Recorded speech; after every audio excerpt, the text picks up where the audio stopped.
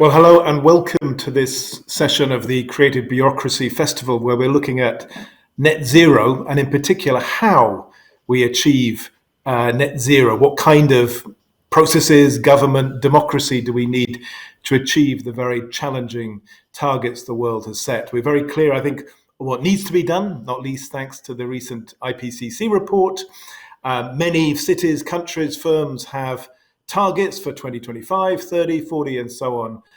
But I think we would all recognize there's still a challenge of how to achieve those goals. My name is Geoff Mulgan. I'm a professor at UCL and in the past have worked in national government, city government, European Commission and UN, and indeed worked on a first climate change strategy nearly 20 years ago for the UK government. I'm going to be joined in a moment by Mohamed Ridouani, who is the mayor of Leuven, European capital of innovation at the moment because of the extraordinary pioneering work he's been doing, and by Patrizia Nanz, who is professor of transformative sustainability at Potsdam and has been involved again in the practicalities of climate adaptation for many years. I was going to say a few words of kickoff before we hear from the other panelists about how they see the issues. So my perception is that if you are a government or a city, a bureaucracy of any kind, try to make sense of your targets for 5, 10, 20, 30 years into the future, you always have to do a whole range of different things in tandem. They're very technical challenges about transforming infrastructures, energy, transport, buildings, all of which take a very, very long time, involve huge amounts of investment to shift them round to very low carbon options. But you also have to do lots of other things. You have to persuade the public to change their values, their behavior, to eat less meat, to take fewer flights, to drive their cars less. You may have to work on very difficult politics, as climate change is sometimes interwoven now with culture wars. We have sort of anti-climate change parties all over the world trying to turn this into an identity issue. You have challenges of regulation, challenges of shifting capital flows, where there has been some progress in trying to make investors and big companies more accountable for what they're doing in relation to carbon. And one of the issues I hope we will talk about, which I've been interested in recent years, is how do you get the digital side of carbon reduction to work, the organization of data and knowledge, who owns the data, who handles it, who uses it to train artificial intelligence algorithms. And in my perception, the digital world in some ways has been very slow to really engage with the scale of change needed for the net zero targets. So this is truly a systems transformational question, which is why it's good to have Patrizia here, since it's part of her title. And the question I hope we will have answered by the end of this short session is a little more clarity of what kind of government do we need to achieve this goal. To some extent, form has to follow function.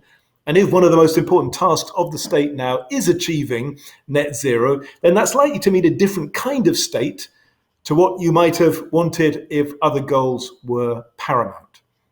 So we'll hear first from Mohamed, who's going to say a little bit about what he's been doing in Leuven, which I think really does address every dimension of governance in this way. Mohamed, the floor is yours. Hello to you all, and my greetings from Leuven, Belgium. Well, a couple of years ago, when we were looking at the climate challenge in our city, I saw that, in fact, many things were happening already in the city. There were some mobility plans, and many organizations, as well as the city, were doing projects around the renewables and the greening of the city, water supply, etc. But what we concluded is that these efforts were shattered. There was no coordination, there was no measuring, there was no pioneering, no experimenting, and it was going too slow. The impact was too little. So I decided to bring together people from different angles of our local society, from our knowledge institutions, together with our civil servants, with entrepreneurs, people from the NGOs and our citizens, and asked them to come up, in fact, with a new governance model, with the how, You said, Professor, that we know what needs to happen, but how do we get there? What's the kind of governing that we need to be more impactful? So that's how Leuven 2030 was born, which is in fact a governance model, and which took us 1.5 years to write its legal framework. So in legal terms, it's an NGO, an organization, but today it has generated in the last years so much impact. In fact, we have decided to create this new layer, which comes above of all the partners and layers in the city. I convinced my city council to give away the powers around climate policy to that organization. And we've structured the organization to have clear rules of play so that it should not be just a loose network of partners. But in fact, if I speak about the governance model, it means that you need to be able to govern. So this organization is divided, just to be a bit technical, but to show you how we thought about it. We've divided in 5 categories, one for the city, one for our knowledge institutions like the university, one for the companies, one category of 20% of the votes is for the NGOs and citizens, and then we have what we call semi-public institutions like transport company and energy distribution companies.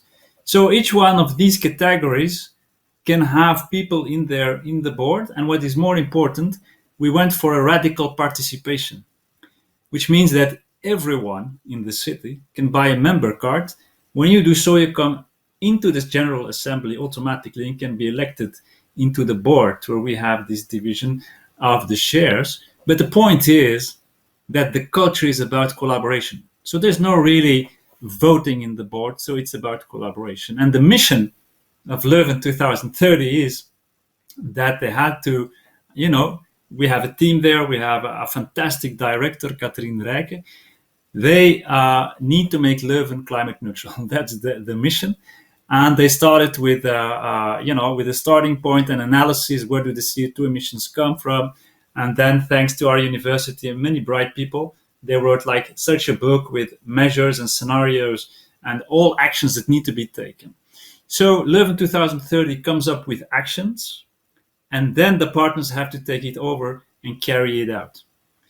To make sure that we have 15 members and 3 from each category in the board to avoid greenwashing, in fact, when you engage in Leuven 2030, you need to present each year a binding action plan so that we can follow up on what you do. And we show it. If you go to leuven2030.be, you will see the CO2 emissions of the city.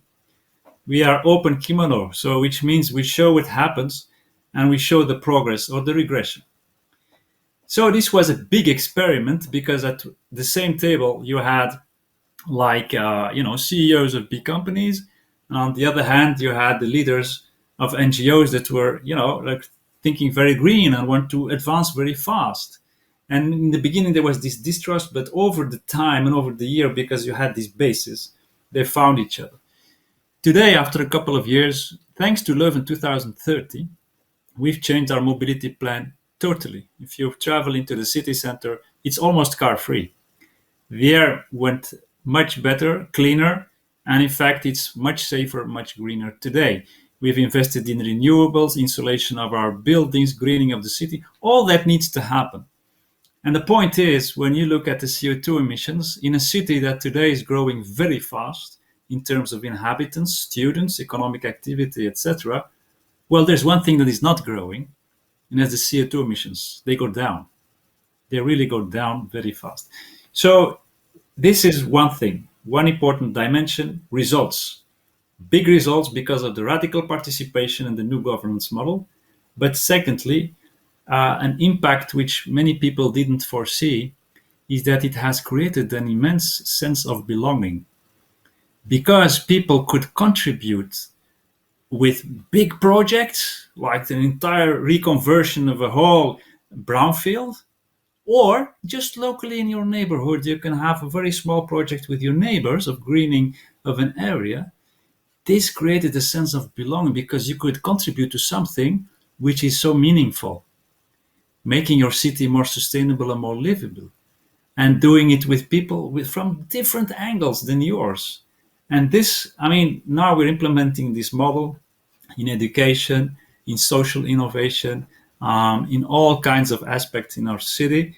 And in fact, it comes down to inclusive innovation for us, which means that we try to meet big ambitions together, to be very innovative in the approach and the solutions, but doing it together. We have this baseline which says innovate for the better and for all, and we've proven that it works. And that's, I think, that's the reason why the European Commission has elected us as the innovation capital of Europe. But I'm especially proud that it has strengthened the feeling of belonging and community in my city. Thank you, Mohamed. It's a fantastic example. Just before I turn to Patrizia, though, one question for you.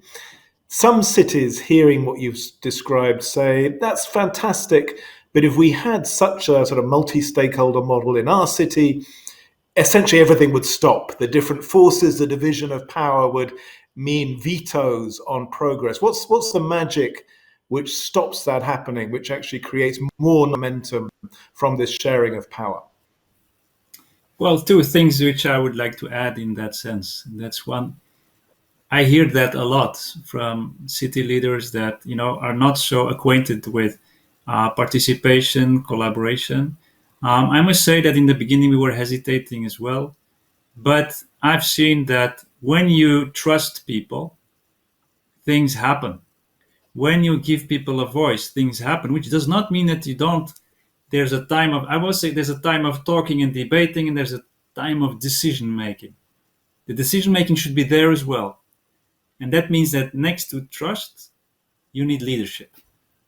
You need leadership, and we connect that leadership as well in all these sectors, which means that when Leuven 2030, after debate, after that many smart and creative people have come up with solutions, for example, in terms of mobility and public space, well, my leadership matters because then I have to take these plans and implement them.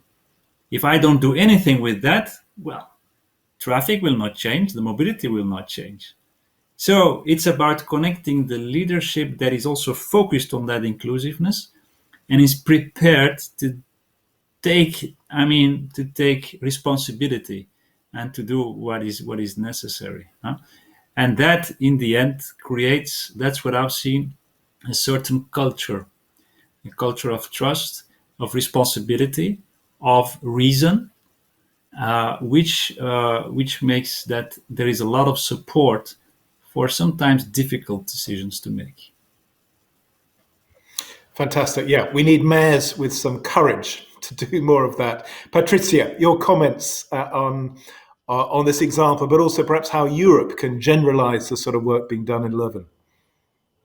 Yeah, I was very intrigued by your story of Leuven, of course. But coming back to what Geoff said at the beginning, I think that it's absolutely clear, as everyone said before, that we need to have action because knowledge is there for decades now on the questions of climate. So we have to know how to do things, not what to do. And I think that at the level of cities and villages, and you show at the level of a big city, how to do it, how to find new models of governance and new models of participation. And perhaps I would drop a couple of minutes on the questions of participation, because most of the time in Europe at the moment, there is a fashion of citizen assembly, and participation is often seen as consultation, as feedback loops, right? But so far, the results of citizen assembly have rarely changed politics, right? So if you see participation as consultancy or consultation, you need other types of doing something with the results at the representative level. I think that what you just explained in Leuven, and I think it's more powerful, is participation in terms of co-creation, co-creating solutions, inclusive governance, partnership between public authorities, companies, NGOs, citizens. That's much more powerful because you co-create, you do things. That's another way of participation. It's not the sort of current fashionable idea about conventions or assemblies, which might have also a reason to be there. But I think in terms of getting to grips with climate change, we really have to have another way of governance. That's my first point. So I really showed what you really need. You need leadership. You need cross-sectoral collaboration, partnerships, inclusive governance. You need a narrative, a cultural way of sort of narrating the belonging to a city, which comes naturally with doing things, right? It's not an abstract way. And first of all, you showed how you start with the problems. You don't start with ideas or big goals. You start with the problems. And I think that's key for success. So my question would be now, how to get from these very innovative mayors, they're not only Leuven, there are some mayors, one in Paris, one in Barcelona, in Copenhagen, and so on, in Germany, in Wuppertal, for example, who really do these kinds of very innovative governance models, right? So my question, if we need to change to come to net zero, we need to do it at a bigger scale, right? So how to translate, if you want, this innovation from the ground up to the next political levels, up to the European Union, because also the Green Deal will not work if it's not steered by productive innovation at the ground, right? Real solutions. And so what you just referred to echoes with what we do and the German-French Forum for the Future, which I'm happy to direct. It was launched a year ago, where we really start also from the ground. We not from theory. We start from looking for pioneering villages and towns in Germany and France on the questions of resilience and socio-ecological transformation, and we work with them. So we do deep diving action research, so to speak, to understand what are they doing, how do they do it, what are the challenges, what does work, what doesn't work, what's the governance structure. What are the levers? That's very important because it might be different. Some levers might be contextual, not transferable to other realities, right? And then we organize in-depth dialogues between cities and between similar villages which have the same ambition, perhaps the same challenges. For example, between Marburg, which is a city in Germany, and La Rochelle, which is very similar to what you described in Leuven, because very early on, they had partnerships with the university, with the haven, the port, so with companies, with NGOs, and they also have an alliance, as in Marburg, for a climate action plan to make it real. And they found new structures of governance being quite successful. The same is true for Montsartou, which is a small city in the south of France, and Nebelschütz in Germany, who were very much into circles of food production with the consumers, with the retail agents, and so on and so forth. So we're looking for examples which are successful, but also have their challenges. Not everything is successful, in order to have a reflection to see what can we scale up and what is very contextual. What are the patterns of success of these kind of realities at the bottom? And then the third, which is the most challenging thing, is we have to write policy recommendation for France and Germany and eventually for Europe. And here we really want to have a learning between the national policymakers and the local innovators, which is very challenging because we put them together in a so-called chamber of resonance, a space of reflection, to learn from each other so that the national and supranational level learns what can they do in order to unleash, to enable this capacity of innovation. Because that's what's lacking, to my mind, at the national and supranational level. They're just pouring and steering through money and law, but not through making other levels of policy capable and innovative. And I think if we find a way of this vertical openness on different levels of policy making, then we are able to have bottom-up innovation. That's what we do at the Forum for the Future in Germany and France, and perhaps with other countries soon. So it would be very good to have a leverage of all these kind of innovators, as you just described. Well, let me build on what you just said, Patrizia and Mohamed. As you said, Patrizia, the comfort zone of governments and the European Commission is big money flows, usually from the top down, and law. But that misses out a lot of what's needed. And implicit in both of your descriptions is a world where almost every unit of society has its own climate plan. Every neighborhood, every village, every sector, ideally one that's transparent and shared, with targets, with commitment and responsibility, not just a consultation. And that, I think, is a plausible vision, but it requires a whole set of supports, which I think are probably not there. One thing I've been working on ahead of COP26 is something I actually worked on 15 years ago with the C40. How do you organize the knowledge, the very practical knowledge on how to do home retrofitting, neighborhood energy systems, and actually make that really easy to access if you're a builder or a plumber or a municipality? And it's weird, lots of people are still having to reinvent the wheel again and again on these plans. And so it's all focused on money, but not on this sort of practical, tacit and explicit knowledge you need to have more effect. So maybe I'd turn that into a question to you, Mohamed. You know, what, in terms of your plans, what sort of support would you most want from other tiers of government in Belgium or Brussels as the European Commission, or indeed horizontally from others, which would make it easier for you to achieve your goals?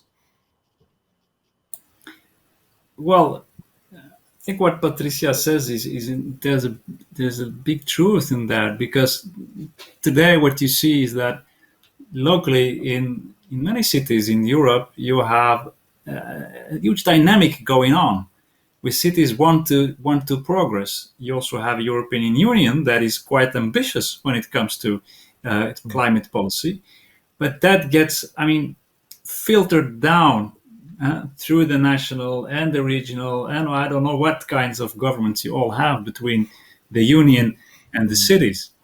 So I think that, well, in my vision, the dynamic that now is happening, and you can see it, is that the national governments, in fact, lose impact and power towards European Union, but also towards the local. This is happening everywhere. To me, that's not a bad thing that is happening. If tomorrow the European Union would have a real government that can have uniform rules when it comes to ecology, social policy, the fiscal issues, that would help us a lot. And if the European Union would take the cities as partners even more than today, I think if they would empower city leaders and councils and give them the means, not only financially, but also legally, to really do that change, because they are willing to do it and to go much faster than the national governments. That would also influence the national governments. That will also influence them a lot, because there is an interchange within political parties, that the national governments see what's happening on the ground locally. So that would influence them. So next to regulation and lawmaking, which is of course a national responsibility, a regional one, I think we need to empower the cities more, because the 21st century will be about cities transforming themselves totally. So give them the means, give them the financials, and you will see that it will happen there. So, Patrizia, in an ideal world, all the cities and villages would be innovating furiously, probably acting much faster than the national governments. But there would also be systematic learning from what worked and what didn't. And one of, again, the weird things about Europe is, although there is innovation, we still have very weak systems for making sense of what works and what doesn't and what could be scaled up. What do you see as the next ways of making the most of the kind of creativity happening on the ground? It's already happening. I think these kind of innovative, collaborative governance just described in Leuven is happening in many places. As you say, Geoff, what is really needed would be a bottom-up federalism, really taking seriously what is coming from the bottom and being able to synchronize working solutions at the higher levels. So, for example, at the national level, I would envision that ministries would not only be able to collaborate between different ministries, which is already a big challenge, but to be open to exactly what I'm just saying, to have sort of an incubator of solutions from the bottom, so to speak, and to systematically learn from that, reflect and learn from that at national level, and of course at European level. So you would need, ideally, for a bottom-up federalism and a big autonomy, as Mohamed just described, you would need a totally different kind of political leadership. You would need a leadership who is yeah. a leadership in the sense of enabling people, a leadership who is able to hold the space, bringing people together for innovative solutions, not the sort of top-down authority we are usually thinking about leadership in the political system. So I think this is the difficulties, because people who are at power at the moment would have to change their leadership style at national and European level to be able to have a bottom-up federalism and leave a little bit of power. So we're almost out of time, but I wanted you each to give one sentence perhaps, not on the political leadership we need, which you just described very clearly, but what kind of bureaucrats do we need for the next 10 years to work in these new ways? Just one sentence, Mohamed and then Patrizia. Well, you need the bureaucrats and civil servants. I find that a very beautiful word, that are committed. And again, leadership matters, because if you create this culture of participation, engagement, and something bigger that you can collaborate to, you will attract the people that can be galvanized by it. So that's very important. Yeah. Thank you. Patrizia, one sentence. Civil servants will need to be collaborative, agile, curious, courageous, and willing to be creative and taking on responsibility, not taking responsibility. So open. Fantastic. I'd agree with all of that. I think, the new generation we need are open, collaborative, but also willing to be precise and to work with science and complex technical systems as well. It's very different from perhaps the civil servants of the past. Thank you both. I hope everyone who's been watching this has found it as interesting as I did. This is the great question of our next few years. How do we reach our government every level to really be fit for purpose for the transformation we all have ahead? Thank you all, and goodbye. Thank you. Thank you. Okay, I think we overran a little bit, but that was really good. Thank you both. Thank you. Bye-bye. Thank you. Good luck. Bye-bye.